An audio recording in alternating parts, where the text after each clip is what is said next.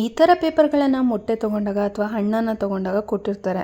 ಈ paper waste ಅಂತ ಹೇಳಿ ಬಿಸಾಕಕ್ಕೆ ಹೋಗ್ಬೇಡ್ರಿ.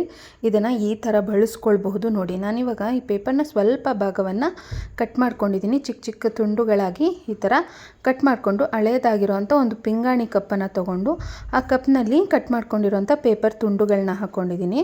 1 ಸ್ಪೂನ್ ಆಗೋಷ್ಟು ಕಾಫಿ ಪುಡಿಯನ್ನು ಹಾಕ್ಕೊಂಡಿದ್ದೀನಿ.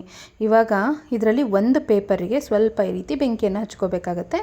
ಈ ಥರ ಹಚ್ಕೊಂಡು ಆ ಪೇಪರನ್ನು ಕಪ್ನಲ್ಲಿ ಹಾಕಬೇಕಾಗತ್ತೆ.